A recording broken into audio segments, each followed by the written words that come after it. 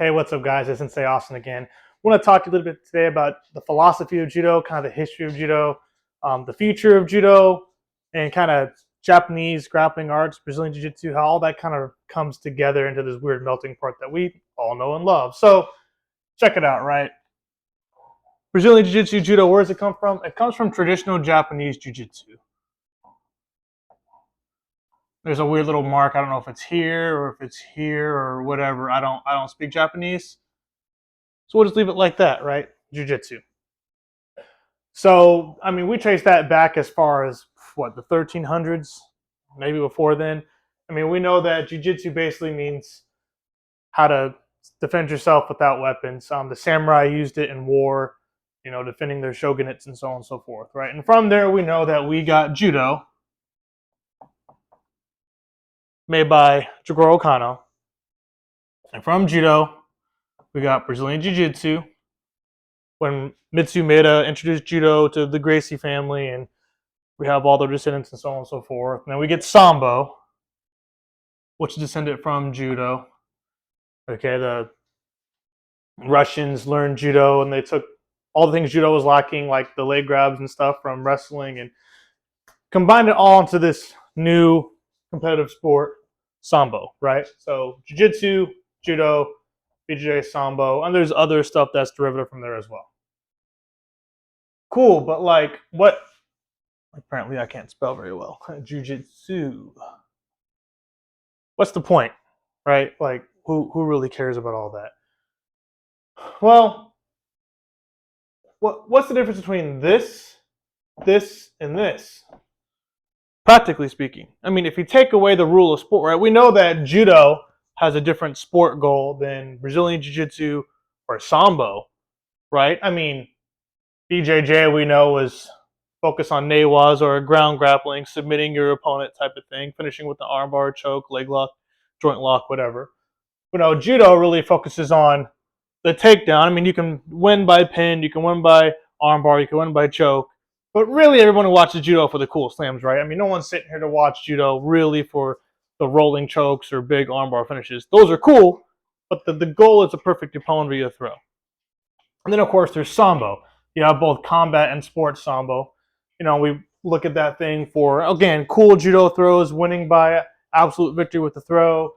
I mean, we look at knockouts on combat Sambo. Still got your leg locks and arm bars, which are all super cool, or chokes in combat Sambo. That's all fine and dandy, right? Well, I think the big line is right out the gate, kind of right here. See, traditional jiu-jitsu, Japanese jiu-jitsu, wasn't designed for sport. That was designed for war. Why were there so many different styles of Japanese jiu-jitsu in Japan? Somebody went out there, was able to survive a battle with some cool technique, and they're like, okay, I'm going to design a style of jiu-jitsu, aka a game nowadays, we'll get to that in a second, a style of jiu-jitsu that enabled them to survive, and they could teach that, and you could replicate it among students and increase their survivability in combat and in war. That's why that happened, right? Judo's a sport. It's a sport, okay? At least it's primarily known as a sport. Now we'll get into that here in a second. That's really what made that what it is. Brazilian Jiu-Jitsu is another kind of sport that's more specific based upon Judo. Sambo is another version of the sport from Judo focusing on different things. But this is sport, and this is war. There's a difference, or self-defense. We can also say war/self-defense. Now, you can say that these things here, and apologies for my dogs barking in the background, these things are based off of self-defense too. Like Sambo stands for self-defense without weapons in Russian. Don't ask me to spell it out. Don't ask me to pronounce it. I ain't going to be able to do it. But that's what it is, right? And are these applicable for self-defense? Yeah, sure. I'm not going to say they're not applicable to self-defense. Of course, all combat sports can be modified to go from, potential fatality in war, self-defense, the full use of force continuum, or sport. That's a thing. Let's break that down a little bit more. So let me erase this nonsense up here. What really breaks these things further down, right? Regardless of if it's Brazilian Jiu-Jitsu, Japanese/traditional Jiu-Jitsu, Judo, Sambo, wrestling, Muay Thai, whatever, right? So he kind of got, and I think Shintaro Hagashi and Travis Stevens on one of Shintaro's podcasts talked about this and illustrated it pretty well, and I tend to agree. So you kind of have three trains of thought, right? You have self-defense. Okay, that's one frame of reference. You have sport. Okay, that's one train of reference. And then we'll call this last one, oh, we'll just call it the martial art.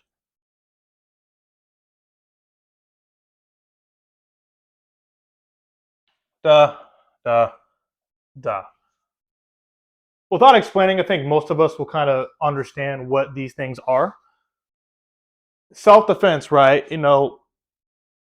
Practical defense, situation based. So we'll kind of put that. We'll put like situation.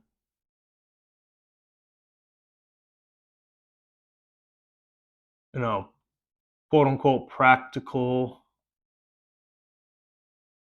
Maybe some weapons. Situational awareness.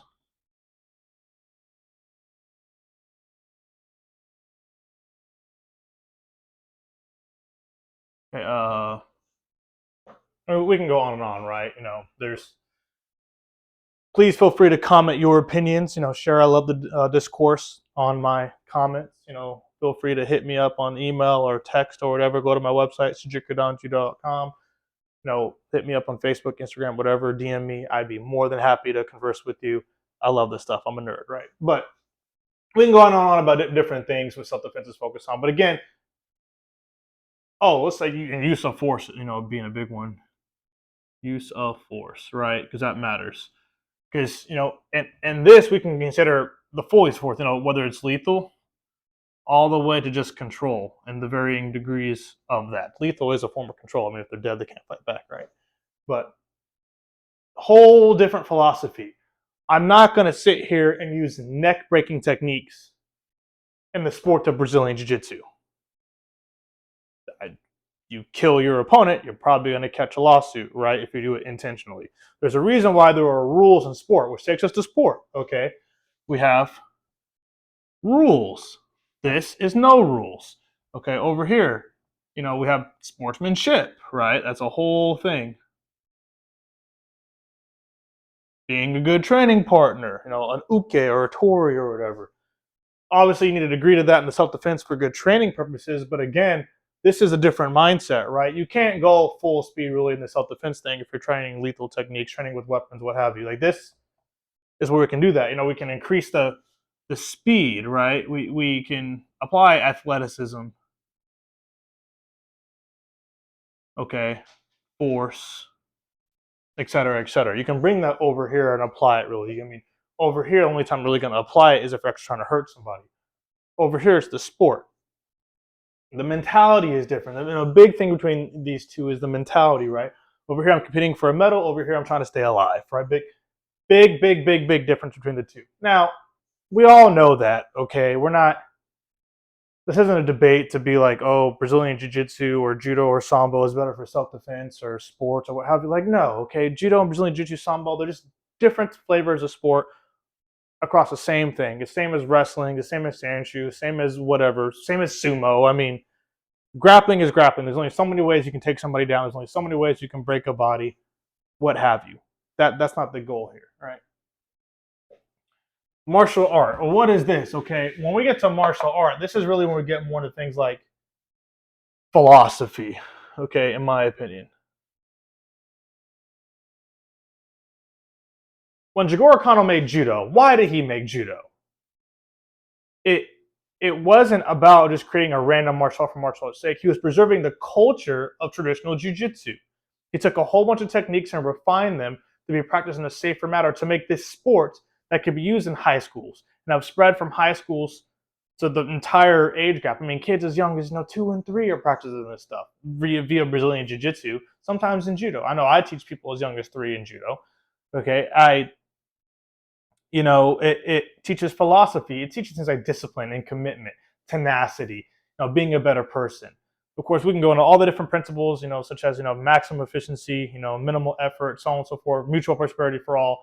The point is Judo, do literally meaning like way. Okay, it's a philosophy. He created a philosophy through Judo, and that in of itself is a study related to but separate from these two things, right? I don't need to know or care or whatever to be self-defense based. Case in point, the military. If I'm going to war with somebody, okay, and I'm focused on how can I use my M4 because you're an Army veteran here, former infantryman, and did some other things. Like if I'm focused on how can I kill you the most efficient way and keep my team safe, I'm not really worried about my philosophy of doing so. I'm just going to shoot you. It is what it is, right?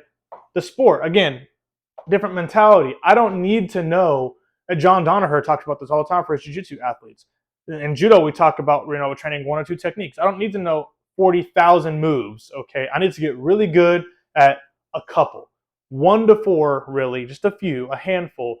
Refine those to a very high degree, and that's what's going to take me to the peak of athleticism. Okay, the peak of competition. These guys are known for, oh, this judo player is good at uchimata, or this one's good at osotogari or harai goshi, whatever it is. Oh, this wrestler has a darn good double leg takedown. Okay, he's gonna get your legs and tie you up and pin you. And it is this wrestler's a takedown artist. This wrestler's a pinner. Two different sides of the coin, right? Jiu-jitsu. This guy is gonna choke you out. This guy's better at gi or no gi. Okay, this one is gonna armbar you or leg lock you or heel hook you or whatever, right? Everyone's kind of got their game. And that's the cool part, right? Everyone can develop their game of judo, their game of wrestling, their game of jiu-jitsu, their game in sambo. Or even in MMA, are you a ground and pound guy? Are you, the takedown and submit, takedown and, pin and smash and smother? I mean, there's so many different options we can talk about, right? But that's limited. So what's interesting about all three of these, right? This is the only one that you can really apply from white belt all the way through the rest of your life. And guess what? This is the only one that really gets you above that, let's say, third-degree black belt level. So these two, okay, depending on what you're doing, right, you can look at any one of these two. So, for example, I think in the sport category, we get to things like judo or Brazilian jiu-jitsu more. Brazilian jiu-jitsu may start off as self-defense, but really it's more of a sport now. I mean, no one's going to be bouncing around their back of the head with some inverted Della Riva or whatever the crap, on cement in a real fight. That's not going to happen. Okay, not knocking Brazilian Jiu-Jitsu. That's not what I'm saying. The same thing in Judo. No one's going to land on the top of their head to avoid being opponed in a street fight. If someone throws me and I land on my head to avoid, being thrown on my back on concrete, might die. You know what I mean? Like that's ridiculous. So all the ridiculous arguments and things of Brazilian Jiu-Jitsu you can absolutely apply to Judo as well. Like it's equally ridiculous, right? So, but that stated, I mean, you have tons, people talk about karate sometimes and looking at kata and their bunkai and what have you to focus on self-defense. Now, you can't tell me there's not karatekas that can absolutely knock you out, that can't go toe-to-toe with some Muay Thai fighters and so on and so forth. If anyone watches combat karate or the UFC or any of those other type of things, you'll see that, hey, some of these guys really know how to fight, right? Like it's not baloney. Okay, so, but again, that's focused more on the sports side of it. So there's self-defense and there's sport, two different things. Philosophy, the martial artist, okay, focuses on the philosophy and a way of thought. There is a thought process that goes hand in hand with sport and self-defense. Different thought process that applies to both. But you need to know a little bit about both to become better here. See, let's look at this another way. How do we get a black belt and whatever it is? Okay. What is the path to black belt? Path to black belt. Ooh, fancy. This coveted thing that everybody wants. Question mark. Is there one way? Not really. There's a whole lot of ways to get a black belt. There's different arts, different philosophies. Okay, you can be a striking artist, a takedown artist. You can be a submission grappler. Okay, you can do ninjutsu, whatever. I don't care. Okay, there's all sorts of different black belts, and some legit, some not. Some reputable, some not. It doesn't matter. Okay, but the belt system, as Jigoro Kano originally designed it to be, because again, Judo was the founder of the belt system. Jigoro Kano made the belt system, and all the other martial arts of the world adopted that ranking structure if they use those belt systems, right? And such as Brazilian Jiu-Jitsu, it's a different version, but the concept comes from Judo originally, which is a cool history lesson for you. Google it, not lying. So the Q, the undergraduate ranks, right? That white through brown, the mudansha as they call it. You know, knowing X amount of moves, there's a way to standardize your learning process. You know, X amount of moves, so on and so forth, you're getting better.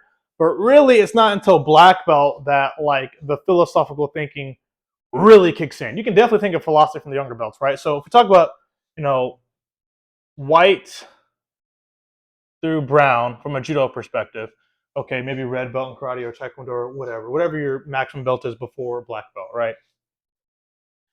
You know, you're looking at developing your game or your thought process. You're analyzing your athletic capabilities. You know, whatever that is, right? Well, how do we get to that black belt? Obviously, there's an X amount of moves we got to know. Typically, there's a certain foundational level of understanding we need to have. You know, all these things. Okay, and that's kind of what takes us to black belt, right? Initially. So, with that stated, excuse me, I'll let this whining dog outside.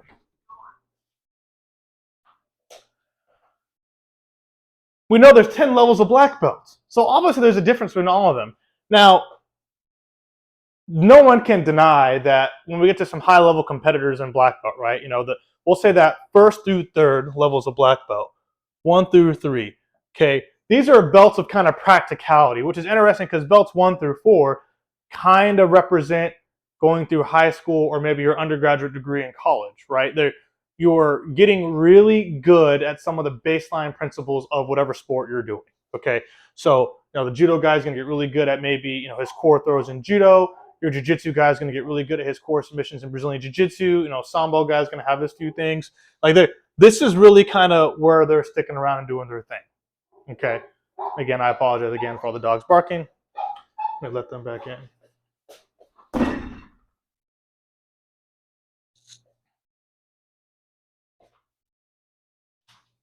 So beyond this point, okay, once we get beyond this third degree black belt, what takes us beyond that? Well, you know, people talk about what do you give back to the sport, okay? When we go to fourth degree plus, you know, besides time, you know, we look at time and grade, but okay, is it as simple as time? Well, no, you got to be doing something this time, right? Well, what are you doing? Like, oh, well, maybe you're teaching. Okay, obviously. But it's more than just teaching, right? We're talking about things like, okay, what are you teaching? How are you teaching? Are you taking somebody from this point to a higher level at this point? We want somebody to be able to do things like, I don't know, developing their game, leading someone through that process of developing their game of their throw or their specific mission they're going to do.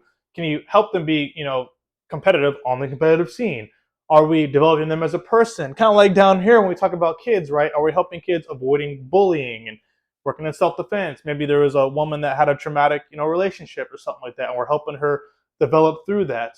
Again, my school literally means mature student judo. Maturity. My big thing is being a mature person. I'm not worried about making the best competitive athletes in the world, although I can absolutely help you with that. You know, I'm not worried about just focusing on self-defense, although I can help you with that. But I focus really heavily on this martial art piece of it, right? Maturity, being a better person, so on and so forth, more so than anything else.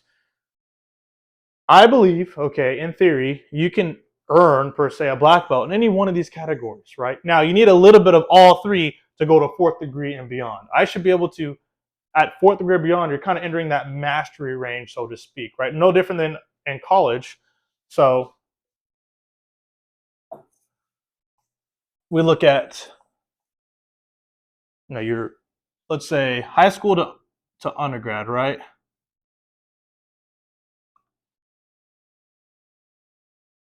Then we also have your master's. Okay. And then we also have your, let's say, PhD, Juris Doctorate, whatever range, right? So this is approximately what? From senior year to your undergrad year, that's approximately 4 years. From boom, you graduate, boom, you get your bachelor's degree. It's about 4 years, right? Well, interestingly enough, black belts 1 through 4 are kind of right here. Once you get that fourth degree, like in some judo places, you get like a black and red belt or whatever.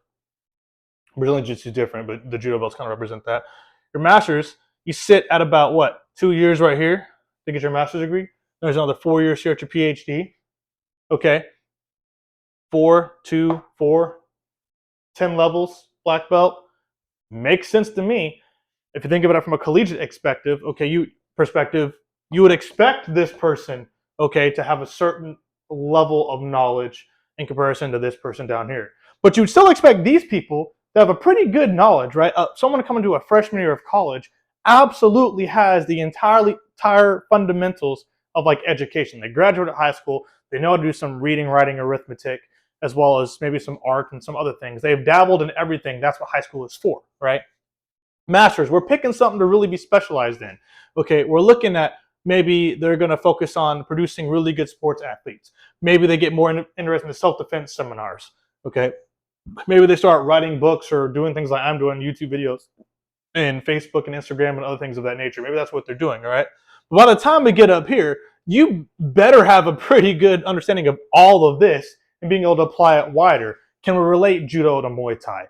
Okay, can we start dabbling cross arts and really complementing all these things together? That's the difference. That's the difference in the understanding. So,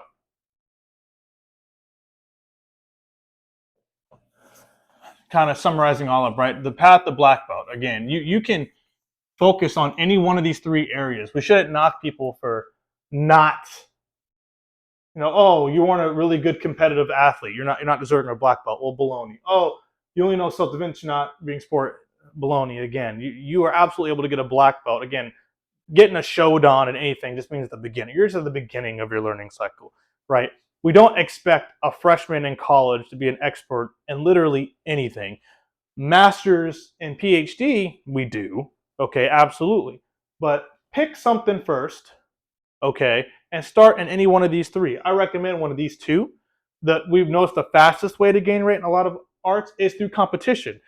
And frankly, I agree. If you go out there and compete and put yourself out there and overcoming adversity and get really good at your one move, how on earth can I teach you 40 techniques if I don't myself understand at a deep level whatever specific moves I like? Like, if you're a Seoinage player, okay, you should probably be able to, one, use Seoinage, and two, explain your Seoinage to others. And it's through the exploration of self that we are able to assist others in their path. So this is the fastest way to understand yourself.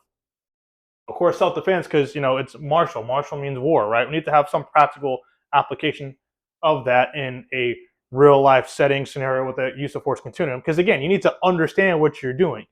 I need to understand. Everyone has to figure out really early, like, why do we tap? Because you're going to get hurt, right? Well, what's beyond hurt? Death. I should probably understand the left and right extremes of what I'm doing as a martial artist. That's important, okay? And then, of course, doing that kind of brings us into the philosophy of martial art and coaching concepts and when to do things and legal risk and blah blah blah, right? We get into all that, and that's where, of course, you get a whole bunch of black belts in a room, and you get all the black belts fighting over which martial art is better and why and all that kind of stuff. But that's the beauty of it, because that's what brings the art out, right? When you start comparing these theories and comparing methods of practice and so on and so forth, that's what makes the art an art, and that's why it's beautiful in that regard. So don't think that any one of these is wrong. Any one of these can get you to a shodan, to a black belt. If you want to go deeper, you need to begin dabbling in a second one. That'll kind of get you to your master's area. But if you really want to get down here, you better have an understanding of this. So those are my thoughts for today. Feel free to like me on Facebook, Instagram, TikTok. Those are my big three. I'm also on Threads. Check out my YouTube for some of my long form content. Trying to update that with a whole bunch of old historical videos and stuff I have as well as making more content. And don't forget to like and subscribe. Thanks.